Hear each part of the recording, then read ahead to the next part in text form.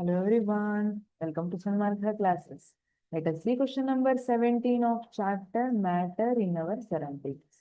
Naphthalene balls disappear completely as the time passes. Why? ನಾನು ನ್ಯಾಪ್ಥಲಿನ್ ಬಾಲ್ಸೇ ನೋಡಿಲ್ಲ, ಅದು ಯಾಕೆ ಡಿಸಪಿಯರ್ ಆಗುತ್ತೆ ಅಂತ ನನಗೆ ಗೊತ್ತು ಅಂತ ಅನ್ಕೋತಿದ್ದೀರಾ? ನ್ಯಾಪ್ಥಲಿನ್ ಟ್ಯಾಬ್ಲೆಟ್ ಅನ್ನ ನೀವು ನೋಡಿರ್ತೀರಿ ಮನೆಯಲ್ಲಿ, ಒಂಥರ ವೈಟ್ ಕಲರ್, ನೋಡ್ಲಿಕ್ಕೆ ಕ್ಯಾಂಪರ್ ತರ ಕಾಣುತ್ತೆ, ಬಟ್ ದೊಡ್ಡಕ್ಕಿರುತ್ತೆ. ಕಬೋರ್ಡ್ ಅಲ್ಲಿ ಕಾಕ್ರೋಚಸ್ ಎಲ್ಲ ಬಂದು ಬಟ್ಟೆನ ಡ್ಯಾಮೇಜ್ ಮಾಡಬಾರ್ದು ಅನ್ನೋ ರೀಸನ್ಗೆ ಇಟ್ಟಿರ್ತಾರೆ. ಈಗ ನೆನಪಾಯ್ತಾ? ಅದೇ ನ್ಯಾಪ್ಥಲಿನ್ ಬಾಲ್ಸ್. ನೀವು ನೋಡಿದ್ರೆ ನ್ಯಾಪ್ಥಲಿನ್ ಬಾಲ್ಸ್ ಸ್ವಲ್ಪ ದಿನ ಆದ್ಮೇಲೆ ಇರೋದಿಲ್ಲ, ಇಟ್ ಡಿಸಪಿಯರ್ ಕಂಪ್ಲೀಟ್ಲಿ ಅಲ್ವಾ? ಹಾಗಂತ ನಮ್ ಬಟ್ಟೆ ಒದ್ದೆ ಆಗಿರೋದಿಲ್ಲ, ವೆಟ್ ಆಗಿರೋದಿಲ್ಲ. ಹಾಗಿದ್ರೆ ಎಲ್ಲಿ ಹೋಯ್ತು ನ್ಯಾಪ್ಥಲಿನ್ ಟ್ಯಾಬ್ಲೆಟ್ ಅಥವಾ ನ್ಯಾಪ್ಥಲಿನ್ ಬಾಲ್ಸ್? ಎಲ್ಲಿ ಹೋಯ್ತು? Naphthalene undergoes sublimation. Sublimation ಅಂದ್ರೆ ಏನು?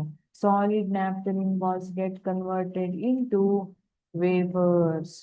ಡೈರೆಕ್ಟ್ ಆಗಿ ಸಾಲಿಡ್ ಇರುವಂತದ್ದು ವೇಪರ್ ಆಗುವಂತದ್ದು, ಗ್ಯಾಸಿಯಸ್ ಸ್ಟೇಟ್ಗೆ ಕನ್ವರ್ಟ್ ಆಗುವಂತದ್ದು without becoming liquid.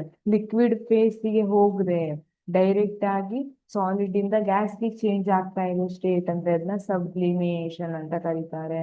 So disappear as the time gets pass. ಏನಾಗುತ್ತೆ? ನ್ಯಾಪ್ಥಲಿನ್ ಸಾಲಿಡ್ ಫಾರ್ಮ್ ಅಲ್ಲಿ ಇದೆ, ಡೈರೆಕ್ಟ್ ಆಗಿ ಗ್ಯಾಸಿಯಸ್ ಸ್ಟೇಟ್ಗೆ ಚೇಂಜ್ ಆಗ್ತಾ ಇದೆ ವಿದೌಟ್ ಬಿಕಮಿಂಗ್ ಲಿಕ್ವಿಡ್. ಹಾಗಾಗಿ these naphthalene balls disappear completely as the time passes. ಹಾಗಾಗಿ ಟೈಮ್ ಪಾಸ್ ಅಂದ್ರೆ ಟೈಮ್ ಹೋಗ್ತಾ ಹೋದಂಗೆ naphthalene balls ಡಿಸಪಿಯರ್ ಆಗ್ತವೆ.